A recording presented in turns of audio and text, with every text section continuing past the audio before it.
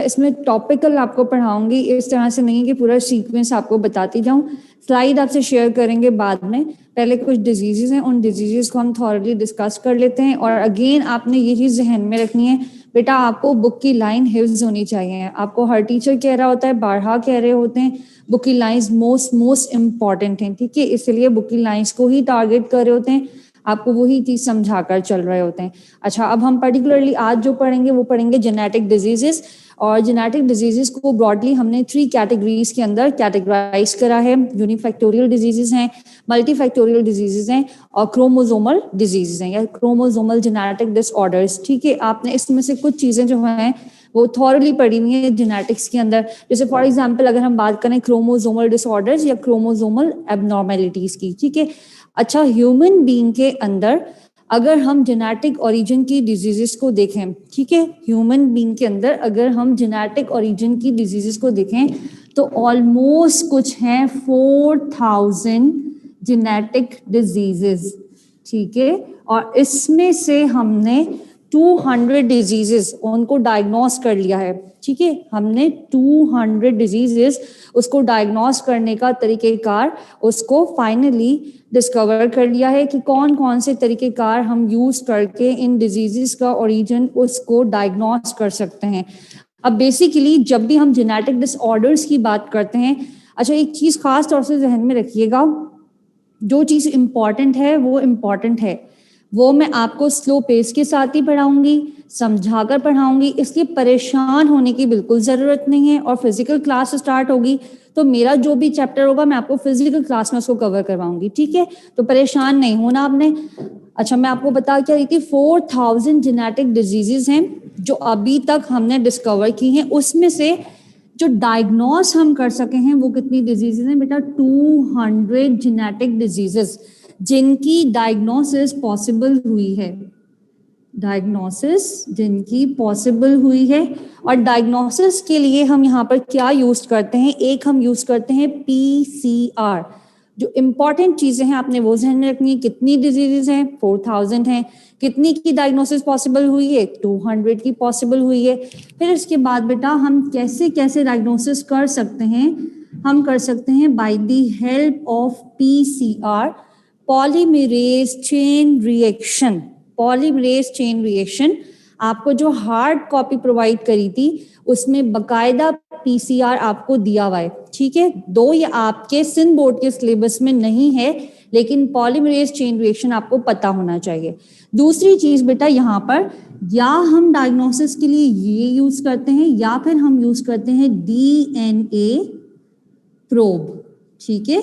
हम क्या यूज करते हैं, एक आला यूज करते हैं which is called DNA probe. Hope so आपको चीजें क्लियर हो रही होंगी। अच्छा, उसके बाद है क्रोमोसोमल एबनॉर्मेलिटीज। जब भी हम क्रोमोसोमल एबनॉर्मेलिटीज की बात करते हैं, चैट खोलिएगा,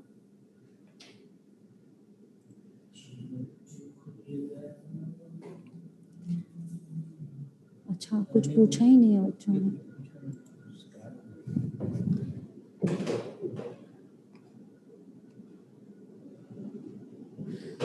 ठीक है जी, तो जब भी हम क्रोमोसोमल एबनॉर्मलिटीज की बात करते हैं तो इसमें आपने बहुत सारी डिजीज पढ़ी है जेनेटिक्स के अंदर भी और सेल साइकिल के अंदर भी।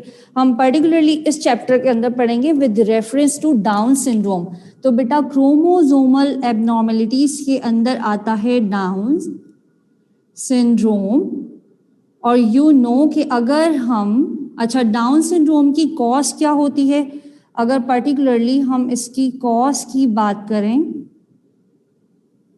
तो इसकी कॉज क्या होती है बेटा, इसकी कॉज होती है या तो क्रोमोसोम के स्ट्रक्चर के अंदर चेंज आ रहा होता है या उसके नंबर के अंदर चेंज आ रहा होता है। इन डिटेल इसलिए नहीं पढ़ा रही क्योंकि आपने सेल साइकिल के अंदर पढ़ा हुआ है, ठीक है।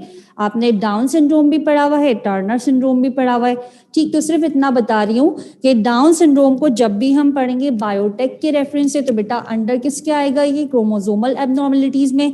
इसकी कॉज क्या होती है, इसकी कॉज होती है एबनॉर्मेलिटी। और किसके अंदर एबनॉर्मेलिटी, क्रोमोसोमल स्ट्रक्चर और क्रोमोसोमल नंबर या यू में से न्यूमेरिकल चेंज, सिंपल कह लीजिए चेंज इन नंबर। ठीक है जी। अब पर्टिकुलरली जब हम किसी एक क्रोमोसोम की बात कर रहे हैं तो आपको पता है एक क्रोमोसोम के ऊपर number of genes are present.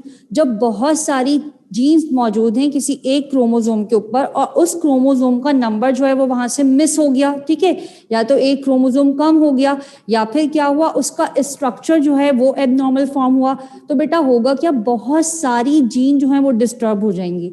और जब बहुत सारी जीन डिस्टर्ब होंगी तो यहाँ पर आपको क्या मिलेगा, यहाँ पर आपको एडिटिव इफेक्ट मिलेगा। यहाँ पर साइमल्टेनियसली, ऐसा नहीं है कि कोई एक एबनॉर्मलिटी मिले, कोई एक डिसऑर्डर मिले, एक से ज्यादा डिसऑर्डर आपको कलेक्टिवली कंबाइन यहाँ मिल सकते हैं। क्यों मिल सकते हैं? क्योंकि एक क्रोमोसोम के ऊपर number of genes are present. ठीक है, तो सिर्फ इतना याद रखना है आपने, अगर स्ट्रक्चरली और न्यूमेरिकली एबनॉर्मलिटी मिलती है तो उसको हम क्या कहते हैं, क्रोमोसोमल एबनॉर्मलिटीज।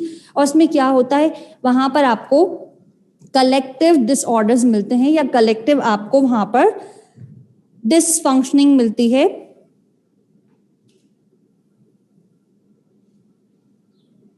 हाँ, ये आपने पढ़ा हुआ है, ठीक है, इसलिए नहीं बता रही है।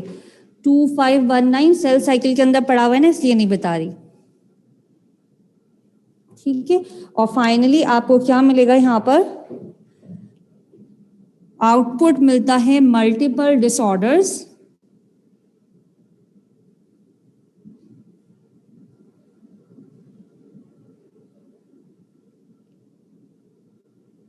या फिर बेटा मल्टीपल डिजीजेस। ठीक है, एरो से बना देती हूं यहां पर, मैनी डिजीजेस साइमल्टेनियसली। और यहां सिर्फ क्या बताया आपको, बिकॉज अ सिंगल क्रोमोसोम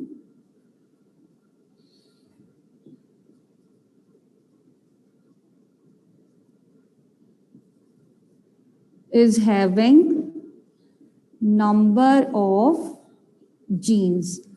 ठीक है जी। उसके बाद है यूनिफैक्टोरियल डिजीज। आपको बारहा बताया है कि बायो में आप जब कभी भी कोई भी टर्म पढ़ते हैं तो मोस्टली उसके अंदर ही उसके मीनिंग हिडन होते हैं। यहाँ पर देखिएगा यूनिफैक्टोरियल, तो बेटा वो डिजीजेस जो कि एक सिंगल क्रोमोसोम से या सिंगल जीन से लिंक्ड है, क्रोमोसोम बोलिए सिंगल जीन से लिंक्ड है, तो उसको हम क्या कहते हैं, यूनिफैक्टोरियल डिजीजेस कहते हैं। ठीक है जी।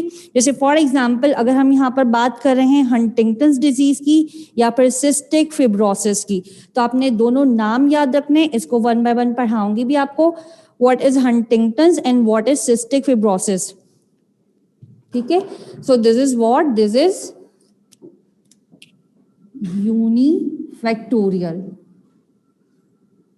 सिंगल फैक्टर, और फैक्टर के मीनिंग हम यहां पर क्या ले रहे हैं, defective gene, single defective gene is present. ठीक है, एंड आपने अगेन यहां पर सिर्फ और सिर्फ एग्जाम्पल को ध्यान में रखना है। What are the examples, Huntington's disease, और हंटिंगटन्स होती है ऑटोसोम, 4th नंबर के ऑटोसोम की वजह से। समझाऊंगी अभी आपको हंटिंगटन्स डिजीज, और इसके अलावा cystic fibrosis, cystic fibrosis.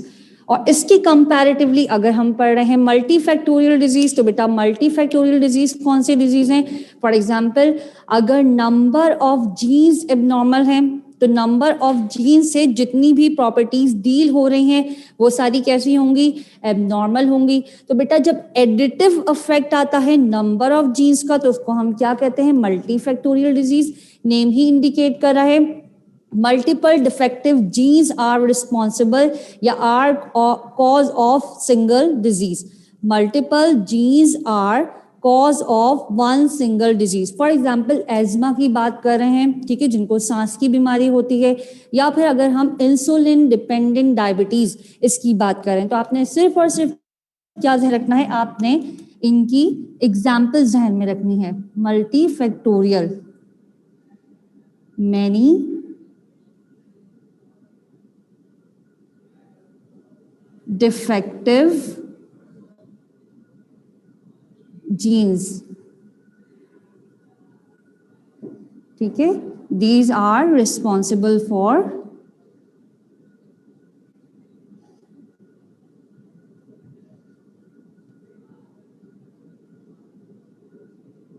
Abnormality, ठीक है, और इसके अलावा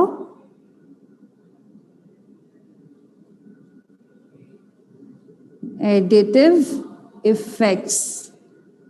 And examples, what are the examples? One is asthma, and the next one is insulin dependent diabetes, ठीक है, दैट इज इट। फिलहाल लीजिएगा इसका एसिस।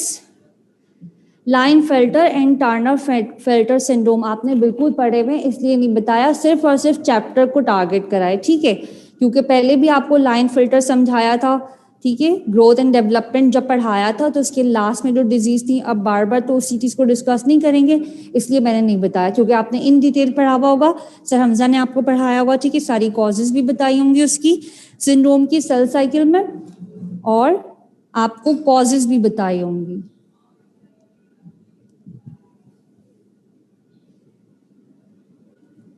पीसीआर के नीचे लिखा है डीएनए प्रोब, PROBE, ये एक आला होता है जिसको हम यूज करते हुए, बेसिकली आला भी क्या, हम डीएनए के सेगमेंट्स को यूज करते हैं, ये समझा दूंगी आपको by the end of chapter, ठीक है।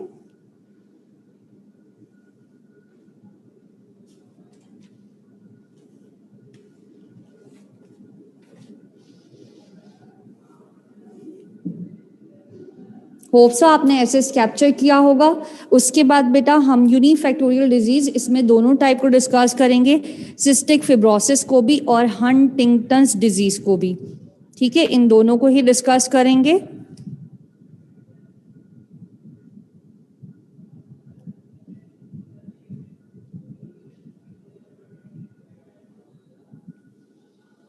बोर्ड रेज कर देती हूँ मैं, ठीक है, और उसके बाद फिर हम यूनिफैक्टोरियल डिजीजेस, इनकी दोनों टाइप्स उसको स्टडी करते हैं।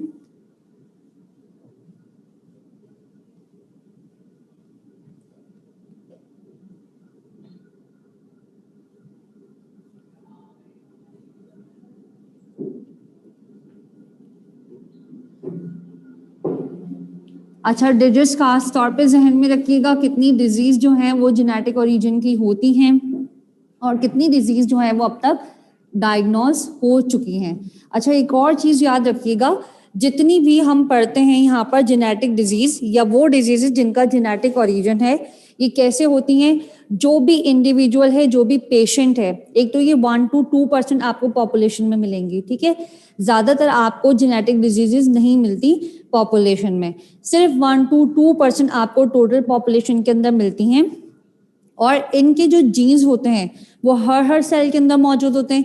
इसकी दो कॉजेज हो सकती हैं, या तो पेरेंट के अंदर, मदर में से या फादर में से कोई भी एक इसका रेसेसिव जीन रख रहा हो, या फिर इसका डोमिनेंट जीन रख रहा हो, तो वो ट्रांसफर करेगा किसके अंदर, अपनी प्रोजेनी के अंदर। एक कॉज तो ये हो सकती है किसी भी जेनेटिक डिजीज की कि किसी भी पेशेंट ने अपने पेरेंट्स से उनको इनहेरिट करा, ठीक है, और दूसरी कॉज क्या हो सकती है, at the time of gamete formation, जब गेमेटोजेनेसिस का प्रोसेस हो रहा था तो उस टाइम के ऊपर म्यूटेशन हो गई, ना मदर में थी ना फादर में थी, लेकिन जिन गैमेट्स से ये पेशेंट ड्राइव हुआ है उस गैमेट्स की फॉर्मेशन के टाइम पर वहां पर क्या हो गया, वहां पर म्यूटेशन हो गई। तो ये दो चीजें याद रखिएगा, या तो पेरेंट्स से इनहेरिट करिए या तो फिर गेमेटोजेनेसिस के टाइम के ऊपर क्या हुआ है, म्यूटेशन हुई है, ठीक है। उसके बाद है बेटा यूनिफैक्टोरियल डिजीज, इसमें हम दोनों डिजीज को कर लेते हैं 1 by 1 डिस्कस, ठीक है जी।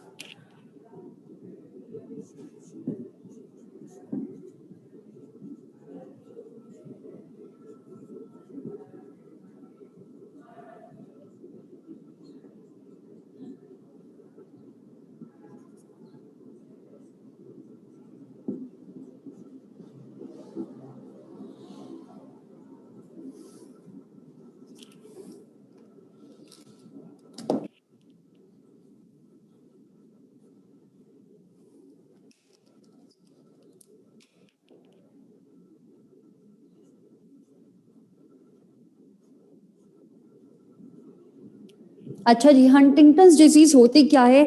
अगर फोर्थ क्रोमोसोम के ऊपर जो फोर्थ ऑटोसोम है उसके ऊपर डोमिनेंट अलील मौजूद हो इस जीन का, तो उससे कॉज होती है हंटिंगटन्स डिजीज।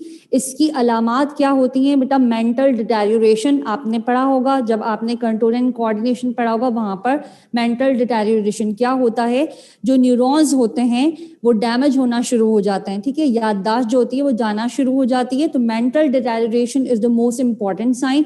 इसके अलावा ट्रेम्बलिंग मिलती है, मस्कुलर मूवमेंट मिलती है, और इस डिजीज का कोई ट्रीटमेंट नहीं है। अच्छा, ये होती क्या है? With the passage of time होती है, एज के साथ इसका कंसर्न है, ठीक है, जैसे जैसे एज बढ़ती जाती है तो इसके सिम्टम्स जो होते हैं वो बहुत ज्यादा प्रिवेल करते जाते हैं या डोमिनेंट होते जाते हैं। आपने सिर्फ क्या याद रखना है, अगर हंटिंगटन्स डिजीज है तो क्रोमोसोमल नंबर कौन सा है? फोर्थ क्रोमोसोम नंबर है।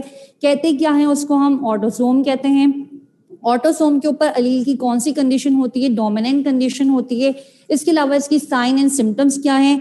कौन सी एज है जो इससे रेलिवेंट है, और क्या इसका ट्रीटमेंट पॉसिबल है? नहीं, इसका ट्रीटमेंट पॉसिबल नहीं है, ठीक है। इरफान ने भी आपको पढ़ाई होंगी, डॉक्टर इरफान ने पार्किंसंस पढ़ाया होगा, इसके अलावा आपको एपिलेप्सी पढ़ाया होगा, ठीक है, तो ये सारी डिजीज आपने वहां पढ़ी होंगी, वहां पर भी कॉमन कॉमन सिम्टम्स पढ़े होंगे आपने।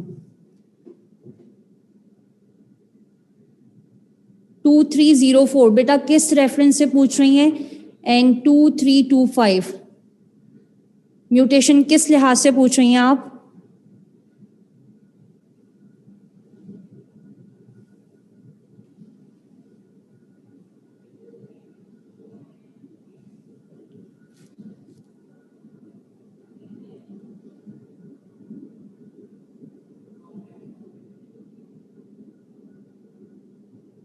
कॉन्जेनाइटल हुई ना। कॉन्जेनाइटल किस तरह से हुई? कॉन्जेनाइटल इस तरह से हुई कि ये हम इनहेरिट करते हैं पेरेंट्स से, लेकिन इसके जो सिम्टम्स होते हैं या साइन होते हैं वो with the passage of time appear होना शुरू होते हैं, ठीक है।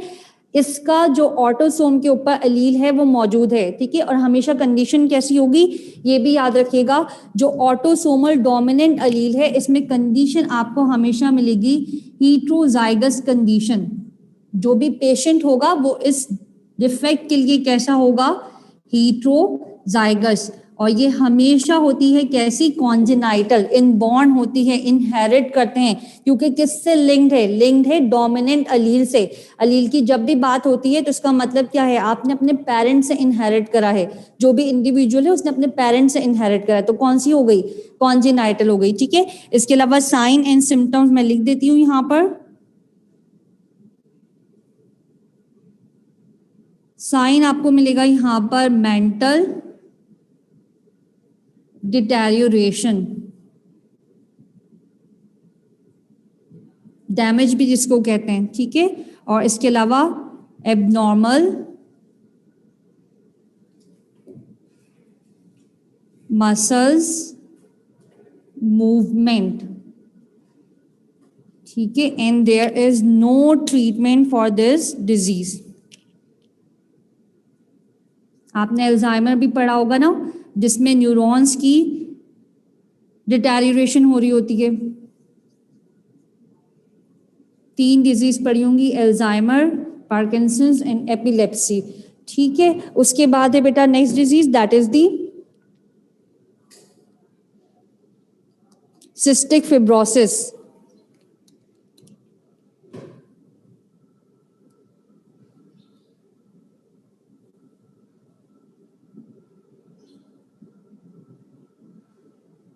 दोनों में सिर्फ और सिर्फ डिफरेंस क्या है? आपको कॉलम की फॉर्म में इसलिए करवा रही हूँ, सामने सामने लिखा हुआ होगा, याद रहेगा। ये भी ऑटोसोम की वजह से होती है, लेकिन ऑटोसोम में बेटा यहां पर आपको क्या मिलेगा? ऑटोसोमल रिसेसिव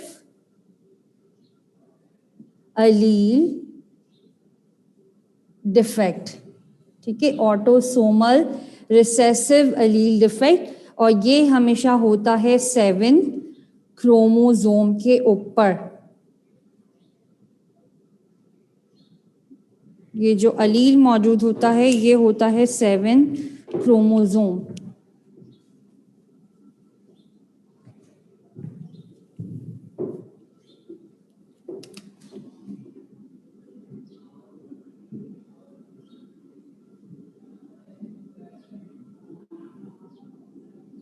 ठीक है, और इसके साइंस क्या होते हैं, what are the signs? Basically ये है लंग का इन्फेक्शन। ठीक है, एक तो लंग का इन्फेक्शन होता है, इसके अलावा जो भी पेशेंट होता है या इंडिविजुअल जो सफर कर रहा है किसके साथ, सिस्टिक फिब्रोसिस के साथ, जब उनको फूड दी जाती है, जब उनको डाइट वो लेते हैं, तो उसमें से जो भी फैट कंटेंट होता है उसको वो एक्सट्रैक्ट नहीं कर सकते, यानी फैट उनकी बॉडी में रिजाइड नहीं कर रहा होता। ठीक है, तो ये न्यूट्रिएंट्स के अंदर से फैट को एक्सट्रैक्ट नहीं कर पाते। बेसिकली क्या है, इसके अंदर लंग का इन्फेक्शन है, और लंग के इन्फेक्शन के लिए कराया क्या जाता है, यहाँ पर फिजियोथेरेपी करवाई जाती है with the passage of time, regular basis के ऊपर। और इसके अलावा इसका एक और ट्रीटमेंट है पेनक्रियाटिक एक्सट्रैक्ट, उसके साथ इसका ट्रीटमेंट करवाया जाता है। ठीक है, तो बेसिकली क्या है, सांस की डिजीज है और it is a chronic lung infection. आपने 2 तरह के इन्फेक्शन पढ़े होंगे, डिजीज आपको डॉक्टर इरफान ने पढ़ाई होंगी। तो एक टाइप होती है एक्यूट इन्फेक्शन और दूसरा होता है क्रॉनिक, सिवियर कंडीशन हो जाती है। ठीक है, क्रॉनिक इन्फेक्शन हमेशा कैसे होते हैं, जिनमें बहुत ज्यादा सिवियर कंडीशन हो जाती है, with the passage of time severity बढ़ती है उसकी। Chronic lung infection.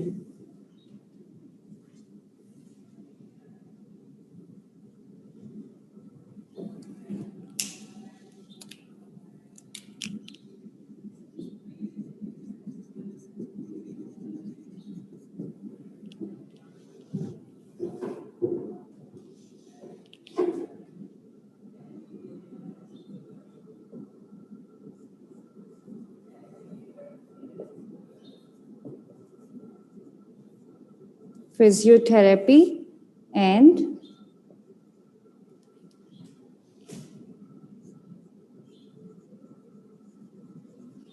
treatment with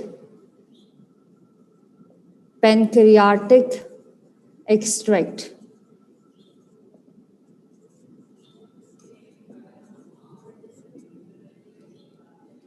और एक और सिम्टम याद रखिएगा इसका, inability to absorb fat and other nutrients from food. That is it. ठीक है, इसका ऐसे कैप्चर कीजिएगा, उसके बाद फिर स्लाइड शेयर करते हैं, वहां से बताती हूँ आपको।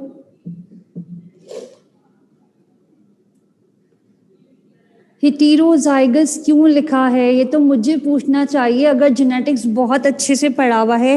मैं सिर्फ ये सोचकर चल रही हूँ कि आप सबको जेनेटिक्स की टर्म बहुत अच्छे से आती होंगी, वहां पर आपने पूरा मैकेनिज्म पढ़ा हुआ होगा, इसलिए मैंने तो हेटेरोजाइगस यहाँ पर नहीं बताया।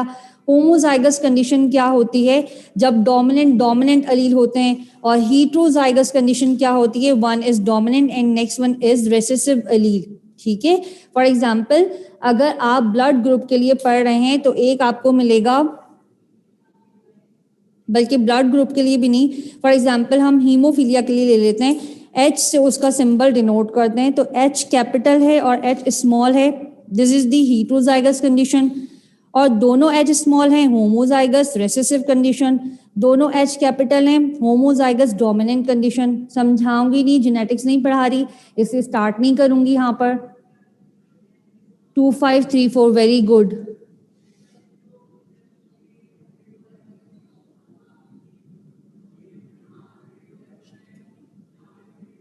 हाँ शेयर कर जी, एग्जैक्टली 2531 एग्जैक्टली।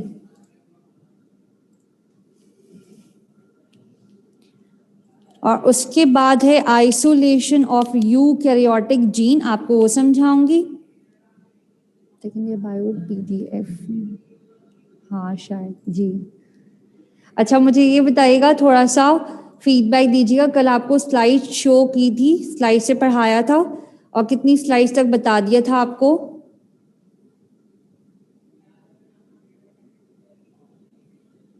जी फीडबैक थोड़ा सा दे दीजिएगा ताकि आपको बाकी स्लाइड्स जो हैं वो शो कर दूं। बुक मार्किंग भी बिल्कुल मिल जाएगी, बुक मार्किंग फेसबुक के ऊपर आपको नहीं करवा सकते, इसलिए यहाँ देनी पड़ती है, तो यहाँ के लिए मॉडरेटर थोड़ा सा बिजी होते हैं। बिल्कुल लिंक भेज देंगे आपको, ठीक है सर कह रहे हैं लिंक सेंड कर देंगे आप।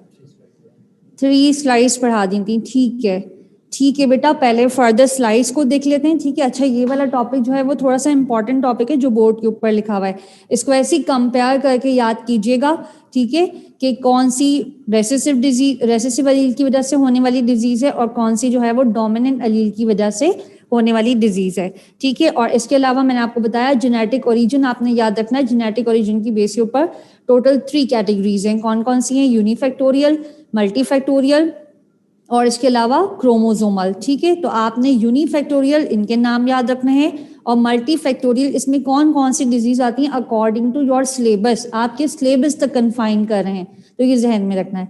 ठीक है, उसके बाद जो है वो सिस्टिक फिब्रोसिस, उसका ट्रीटमेंट वो इंशाल्लाह नेक्स्ट क्लास में करेंगे और बाकी 2-3 चीजें हैं वो नेक्स्ट क्लास में करेंगे। क्लोनिंग आप पढ़ चुके हैं तो उसका ओवरव्यू कर दूंगी। अच्छा 3 स्लाइड्स हो गई थी, 1 बाय 1 शेयर करते हैं, आप उसको ऐसे कैप्चर कर लीजिएगा और चाहें तो by the end of lecture आपको फिर से दोबारा से शुरू से लास्ट तक टोटल 10 स्लाइड्स हैं। फर्स्ट स्लाइड तो इंट्रो है, 10 स्लाइड्स हैं, 9 स्लाइड्स का आपको एसेस दे देंगे। ठीक है जी, शेयर कर दूं।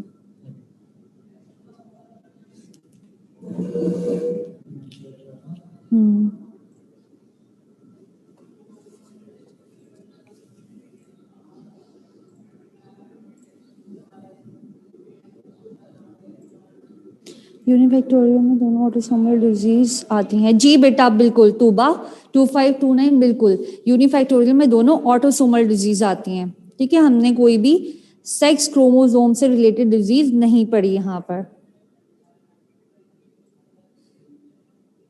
कौन सी वाली पीडीएफ ओपन नहीं हो रही? कौन कह रहा है ये? 2307 बेटा, कौन सी वाली पीडीएफ? ये आपको सर बताएंगे। ठीक है, फॉरेस्ट का प्लीज इसका आंसर बता दें। ठीक है, अब मैं अभी देख लेती हूँ जो आपने क्वेश्चन पूछा है। आपका जीआर नंबर ऊपर चला गया, मैं बिल्कुल देख लूंगी इसको। ठीक है, क्लास एंड करने से पहले मैं देख लूंगी, कॉपी पेस्ट कर लूंगी और मैं बता दूंगी आपको। अच्छा जी बिल्कुल, 2341 बिल्कुल स्किप भी है, लेकिन आपके सिलेबस तक कन्फाइन करते हुए लाइंस, एज आई सेड कि लाइंस इंपॉर्टेंट है, तो जितना सिलेबस होता है उसी के अकॉर्डिंग बता रही होती हूँ। क्योंकि अगर दूसरा टॉपिक स्टार्ट करूंगी, स्किट भी आपको पढ़ाना है, स्किट अगर स्टार्ट करूंगी तो फिर स्किट की बात स्टार्ट हो जाएगी। ठीक है, severe combined immuno deficiency syndrome, तो इसको हम करेंगे बाद में इंशाल्लाह, नेक्स्ट लेक्चर में करेंगे।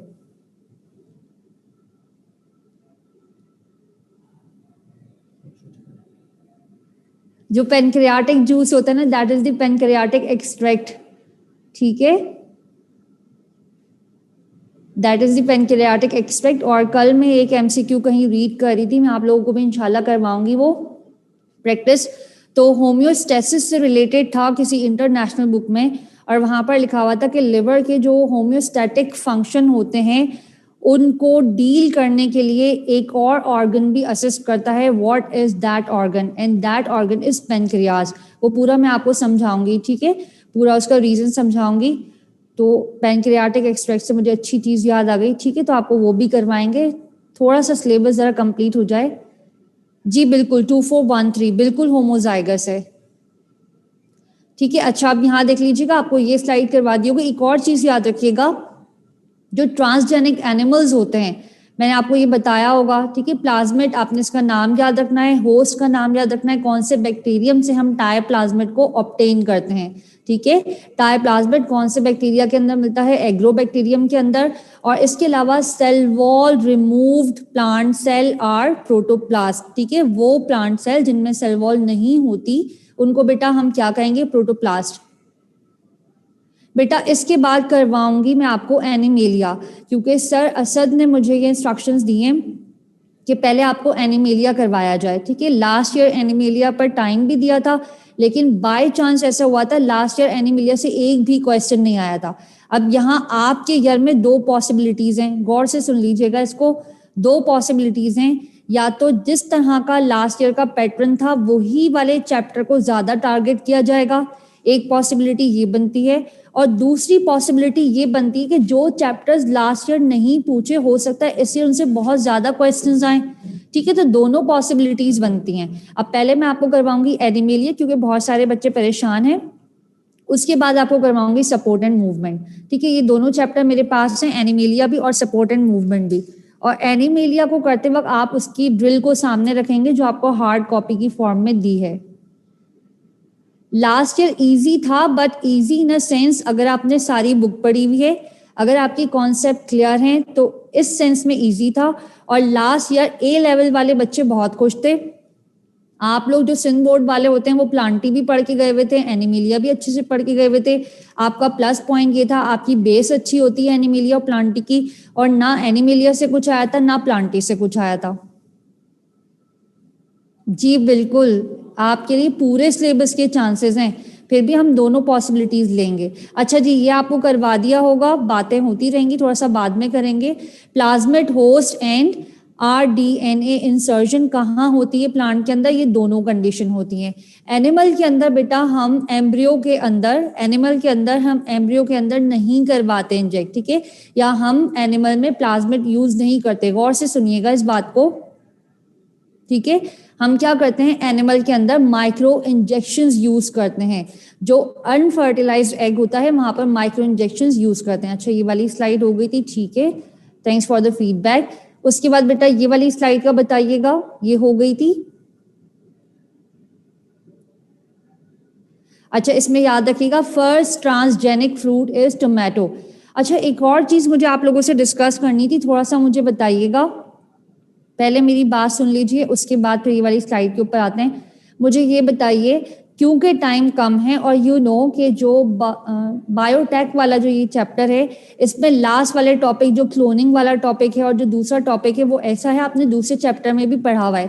मैं स्किप नहीं करना चाह रही, मैं सिर्फ इतना पूछना चाह रही हूँ, अगर मैं उसका लेक्चर रिकॉर्ड करवा दूँ और आपको हम पहले से अनाउंस कर दें और फिर हम उस टाइमिंग के ऊपर वो रिकॉर्डेड लेक्चर चला दें, सो इज इट ओके? आपका टाइम सेफ होगा, एक लेक्चर हमारा सेफ हो जाएगा, ठीक है। क्लोनिंग और जो यूजेस हैं बायोटेक के, उसको रिकॉर्ड करके आपको आफ्टरनून में हम रिकॉर्डेड वीडियो दे देंगे तो आप उसको सुन सकेंगे, ठीक है। Thank you, thank you. अब आप इसका थोड़ा सा सर को भी बोल दीजिएगा कि क्या ऐसा पॉसिबल है, तो बिल्कुल आपको रिकॉर्ड करवा करना और एक लेक्चर का हम टाइम सेव कर लेंगे, ठीक है। अच्छा, अब यहाँ देख लीजिएगा बेटा, first transgenic fruit is tomato, आपने ये याद रखना है। अच्छा, 2538, आप पहले उसको देखिएगा, अटेंड कीजिएगा, नहीं समझ में आए तो मुझसे पूछ लीजिएगा, ठीक है। 2538। अच्छा बेटा, यहाँ देख लीजिएगा, first transgenic fruit is tomato, आपने ये याद रखना है कि फर्स्ट ट्रांसजेनिक फ्रूट क्या था। फिर उसके बाद बेटा हम क्या कर रहे हैं, हम जेनेटिकली मॉडिफाइड बैक्टीरिया या जेनेटिकली मैनिपुलेटेड बैक्टीरिया, ठीक है, उनके जरिए हम क्या करवा रहे हैं, हम राइबुलोज बायफॉस्फेट की एफिशिएंसी को इन्हांस कर रहे हैं। आपने पढ़ा होगा, रेस्पिरेशन में भी पढ़ा होगा और बायो एनर्जेटिक्स के अंदर भी पढ़ा होगा, C3C4 प्लांट्स, ठीक है। तो वहां आपने पढ़ा होगा कार्बन डाइऑक्साइड की ज्यादा फिक्सेशन के लिए कौन रिस्पॉन्सिबल होता है, रुबिस्को, राइबुलोज बायफॉस्फेट। तो हमने क्या करा, इसकी एफिशिएंसी को ऑल्टर करा है, ठीक है, इसकी एफिशिएंसी को ऑल्टर करा है by using the genetic engineering, ठीक है। फिर आपने ये सारी चीजें इनका रट लेना है और ये खास तौर से याद रखिएगा, अल्फाल्फा, कॉटन एंड सोयाबीन, ये क्या है, क्रॉप्स हैं। बहुत पूछा जाता है which one of the following is not genetically engineered crop, ठीक है, which one of the following is not genetically engineered crop. तो आपको 3 ऑप्शंस ये मिलेंगे, एक कोई और सा। फ्रूट बेटा अभी बताया टमाटो, ठीक है, बाकी सारा कुछ आपने यहाँ पर रट लेना है।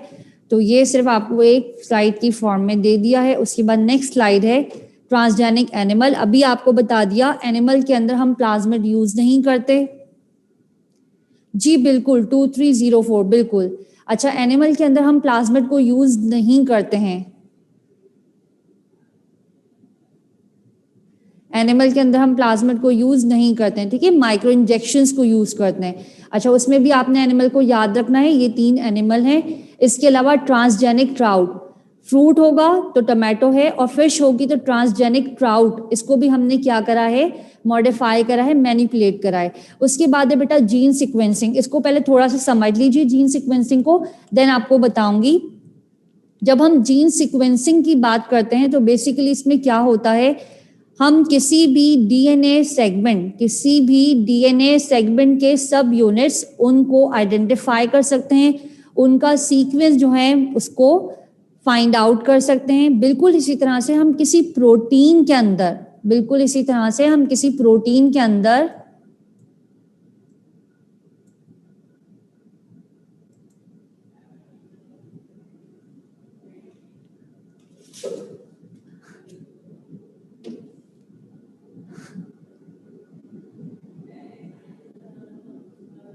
What the hell is this?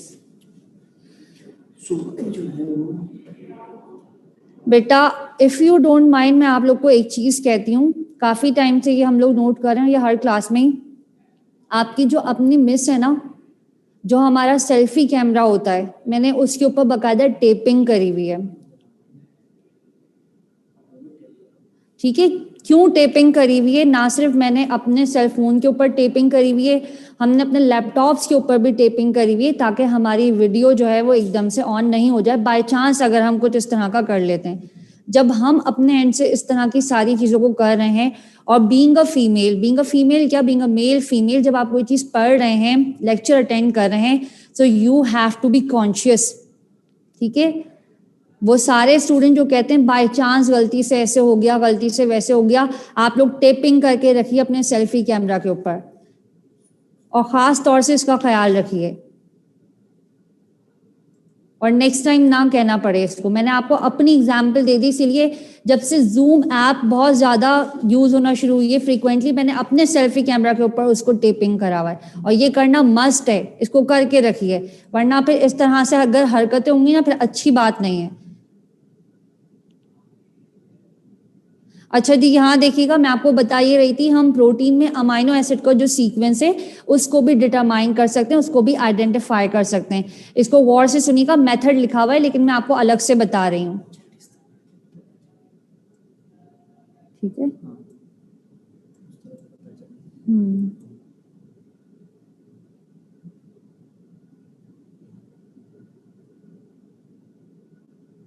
ये सिर्फ आपको समझाने के लिए है, डांटा नहीं है, सिर्फ समझाने के लिए कहा है। बाकी आप कुछ भी करें, लेकिन थोड़ा सा ख्याल रखें, क्योंकि जब आप लेक्चर अटेंड कर रहे होते हैं तो सबकी कंसंट्रेशन एक ही तरफ होनी चाहिए। ठीक है ना?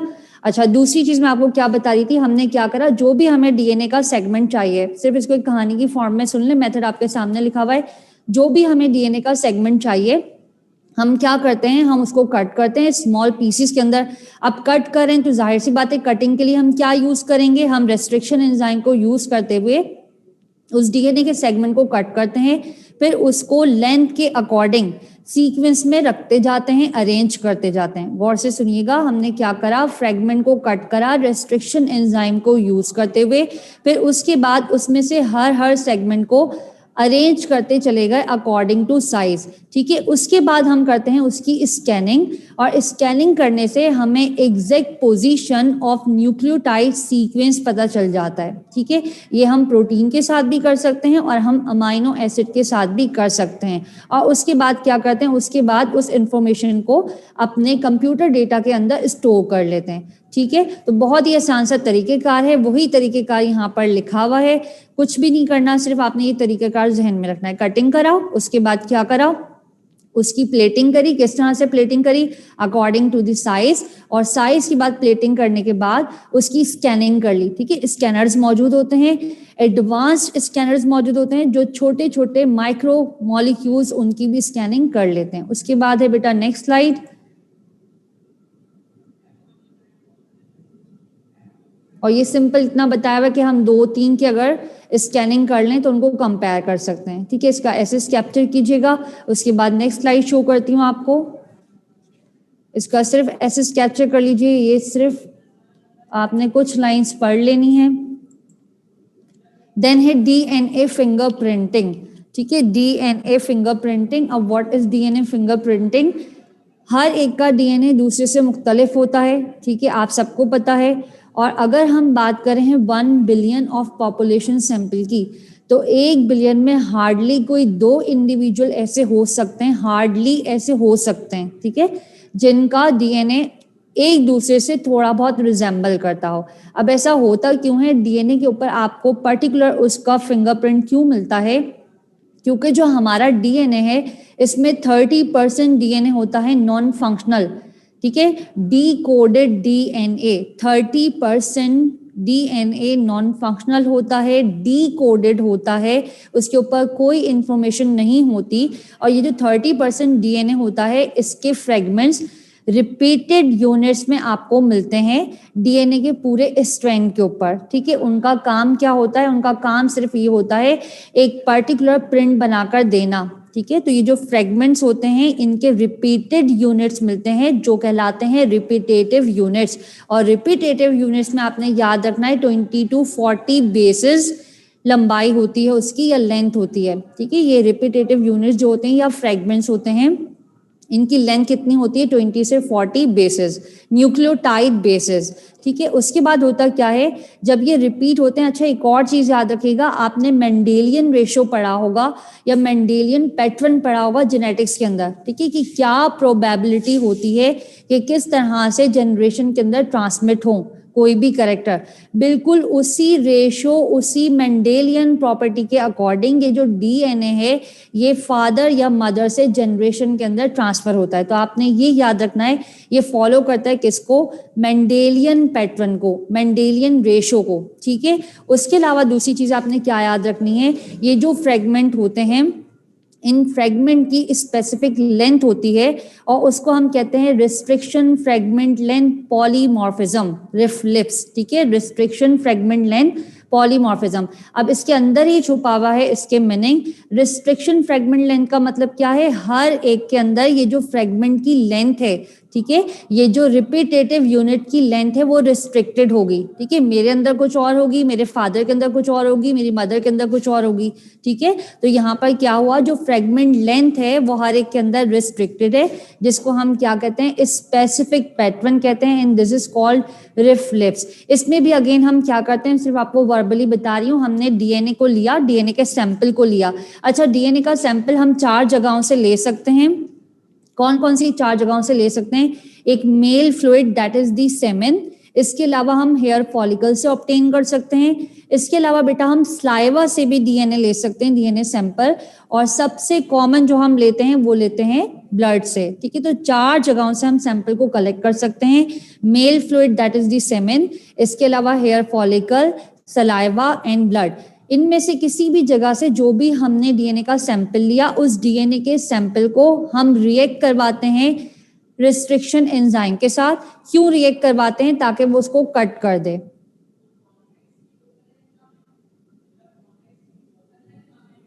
टू 3 5 3 बिल्कुल हम इससे भी ले सकते हैं। ठीक है, लेकिन पर्टिकुलरली हम जो सैंपल यूज करते हैं उसकी बात कर रही हूँ। ठीक है, अच्छा जी, यहाँ देखिएगा, मैंने आपसे क्या कहा कि हमने डीएनए का फ्रेगमेंट, डीएनए का सैंपल उसको लिया और सैंपल को लेने के बाद उसको रिएक्ट करवाया किसके साथ? रेस्ट्रिक्शन एंजाइम के साथ।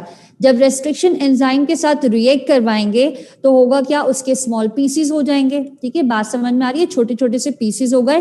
फिर उन पीसीज को हम क्या करते हैं? हम एक जेल प्लेट के ऊपर, ठीक है, जेल प्लेट के ऊपर उसको size wise, sequence wise arrange कर देते हैं। लेकिन अभी डीएनए विजिबल नहीं होता क्योंकि डीएनए होता है डबल स्ट्रैंडेड। समझ में आ रहा है? हमने पहले उसको कट करा, जो भी डीएनए का सैंपल लिया, कैसे कट करा? मॉलिक्यूलर सीजर को यूज करते हुए। फिर उसको अकॉर्डिंग टू साइज एक प्लेट के ऊपर अरेंज कर दिया। अरेंज करने के बाद हम उसको हीट करते हैं। हीट क्यों करते हैं? ताकि डीएनए के जो डबल स्ट्रैंड है वो अनवाइंड हो जाए। जब हम हीटिंग करेंगे तो दोनों स्ट्रैंड अलग अलग हो जाएंगे। उसके बाद हम एक्सरेज को पास करेंगे। तो जब एक्सरेज को पास करेंगे तो नायलॉन शीट के ऊपर या नायलॉन मेम्ब्रेन के ऊपर उसका बकायदा एक स्कैन आ जाता है, बकायदा प्रिंट आ जाता है। ठीक है, तो that is known as what? DNA fingerprint. जैसे आप देखते हैं ना, एक्सरे की शीट आती है, एक्सरे फिल्म मिलती है आपको, अगर कोई भी आपकी खुदा न खास्ता बोन जो है वो ब्रेक हो जाए, बिल्कुल उसी तरह से इसकी भी एक शीट मिलती है, that is called nylon sheet. ठीक है, तो इस तरह से हमने क्या कर लिया? फिंगरप्रिंट को ऑब्टेन कर लिया। उसके बाद है next slide.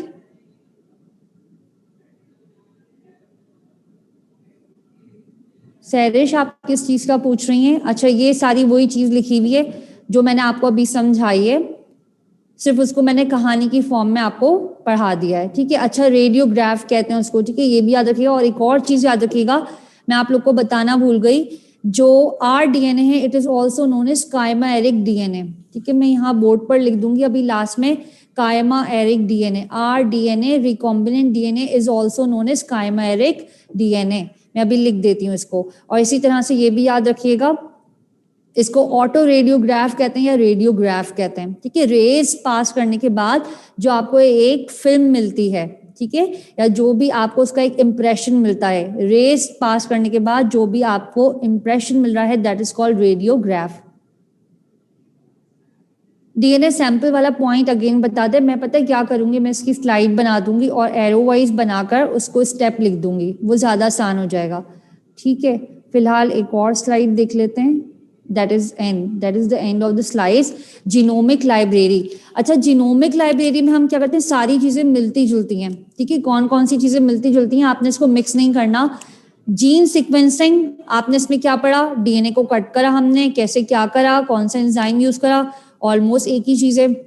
DNA fingerprint, almost वही चीज है। और इसी तरह से जीनोमिक लाइब्रेरी, ये भी बेटा वही चीज है। इसमें भी हम क्या करेंगे, सबसे पहले हम डीएनए को लेंगे या जो भी जीन है उसको लेंगे, उसको कट करेंगे। अब बारहा बताने की जरूरत नहीं है, कटिंग के लिए क्या यूज करेंगे, रेस्ट्रिक्शन एंडोन्यूक्लियस। कट करने के बाद हम क्या करेंगे, इन जीन को इंसर्ट करते जाएंगे। कहाँ पर इंसर्ट करते जाएंगे, एग्जैक्टली हम इंसर्ट करते जाएंगे इसको प्लाज्मेट के अंदर और बैक्टीरियोफेज के अंदर। और जिस भी प्लाज्मेट के अंदर हमने जीन को, डिजायर्ड जीन को इंसर्ट करा, या जिस भी बैक्टीरियोफेज के अंदर हमने इंसर्ट करा, बेटा उसको हम सेव कर लेंगे, ठीक है। जब उसको हम सेव कर लेंगे, प्रिजर्व कर लेंगे, तो वो हमारी क्या बन जाएगी, जीनोमिक लाइब्रेरी। तो 3 जगहों के ऊपर आपने एक ही चीज पढ़ी है, कहाँ कहाँ, जीनोमिक लाइब्रेरी के अंदर, डीएनए फिंगरप्रिंट के अंदर और जीन सीक्वेंसिंग के अंदर, ठीक है। और आपने वो पढ़ा, एक्सपेरिमेंट करा होगा फर्स्ट ईयर बायो के अंदर, क्रोमेटोग्राफी, जितने भी सिंध बोर्ड के स्टूडेंट है, और ओ लेवल्स में भी करा हुआ होगा बच्चों ने क्रोमेटोग्राफी। तो क्रोमेटोग्राफी में आपने देखा है ना किस तरह से पिगमेंट्स जो होते हैं वो ट्रेवल करते हैं। बिल्कुल इसी तरह से जब हम जेल इलेक्ट्रोफोरेसिस करते हैं तो उसमें भी पिगमेंट्स ऐसे ही ट्रेवल करते हैं। जो छोटी लेंथ के फ्रेगमेंट्स होते हैं वो एक जगह रह जाते हैं, उससे बड़ी लेंथ के एक जगह मिलते हैं आपको। तो इस तरह से क्या होती है, यहाँ पर भी ट्रेवलिंग होती है, ठीक है। होप सो आपने यहाँ पर ऐसे कैप्चर कर लिया होगा इसका। मैं आपको बताती हूँ काइमाएरिक डीएनए, और उसके बाद यूकैरियोटिक जीन आइसोलेशन करते हैं हम।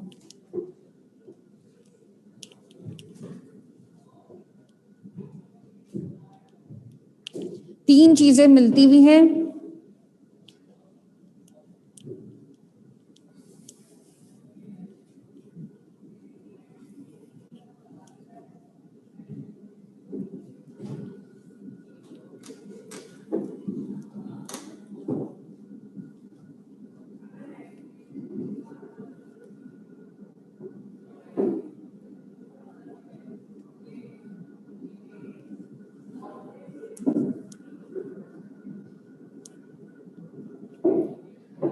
जी बेटा, ठीक है। मैंने आपसे क्या कहा, आरडीएनए, आरडीएनए का एक और नाम भी होता है, इसको खास तौर से याद रखिएगा, this is known as chimeric DNA. और ये आपको जो हार्ड कॉपी प्रोवाइड करिए वहां पर दिया हुआ है हाईलाइटेड पॉइंट्स के अंदर, ठीक है जी। इसके बाद मैंने आपसे क्या कहा, हम पढ़ेंगे आज isolation of eukaryotic gene, isolation of what, of eukaryotic gene, ठीक है। अच्छा, यूकैरियोटिक जीन को डायरेक्टली हम ट्रांसक्राइब नहीं करवा सकते। क्यों नहीं करवा सकते, यूकैरियोटिक जीन की आइसोलेशन के लिए कुछ स्टेप करना जरूरी है, ठीक है। जैसे फॉर एग्जांपल अगर हम यूकैरियोटिक जीन की बात कर रहे हैं तो बेटा इसको आइसोलेट करके डायरेक्टली हम इससे क्या फॉर्म नहीं कर सकते, कोई भी न्यू मॉलिक्यूल फॉर्म नहीं कर सकते, या इसकी ट्रांसक्रिप्ट को जो है वो रीड नहीं करवा सकते। क्यों रीड नहीं करवा सकते, जो यूकैरियोटिक जीन होती है इसके ऊपर इंट्रॉन और एक्सॉन मौजूद होते हैं। अब इंट्रॉन क्या होता है? इंट्रॉन वो सेगमेंट्स होते हैं जिसके ऊपर नॉन कोडेड जीन्स होती हैं, यानी वहां पर कोई इंफॉर्मेशन नहीं होती, ठीक है। फॉर एग्जाम्पल यूकैरियोटिक जीन, इसमें आपको क्या क्या मिलेगा? इसमें आपको मिलेगा इंट्रॉन और साथ में मिलेगा आपको एक्सॉन। तो जितनी भी इंफॉर्मेशन होती है, जितनी भी कोडिंग होती है, वो आपको कहाँ पर मिलती है? कोडिंग मिलती है आपको एक्सॉन वाले रीजन में, और साथ में आपको क्या मिलता है? कुछ नॉन कोडेड रीजन्स, ठीक है। साथ में क्या मिलता है यहाँ पर? Non coded regions. ये जो नॉन कोडेड रीजन्स हैं, इनको रीड नहीं किया जा सकता, ठीक है। आरएनएस को रीड नहीं कर सकता। तो होता क्या है? सबसे पहले हमने क्या करना होता है? इन इंट्रॉन्स को कट करना है। तो आइसोलेशन ऑफ यूकैरियोटिक जीन के अंदर सबसे पहला काम क्या है? लेट्स सपोज ये हमारे पास कोई भी एक सेल है और ये है इसका न्यूक्लियस, ठीक है। यहाँ पर ये पूरा डीएनए ये मौजूद है। हमने क्या करवाया यहाँ पर? हमने यहाँ पर सबसे पहले फॉर्म करवाया प्री आरएनए, ठीक है। ये जो हमने प्री आरएनए फॉर्म करवाया है, this is the transcript copy, ठीक है। हमने क्या करवाया? प्री आरएनए उसको फॉर्म करवाया। ये क्या है? ये ट्रांसक्रिप्ट कॉपी है। डीएनए का जो सैंपल था या सेगमेंट था, उससे हमने एक फोटोस्टैट कॉपी बनवाई, ठीक है। जहन में क्या रखना है? हम फोटोस्टैट करवा रहे हैं।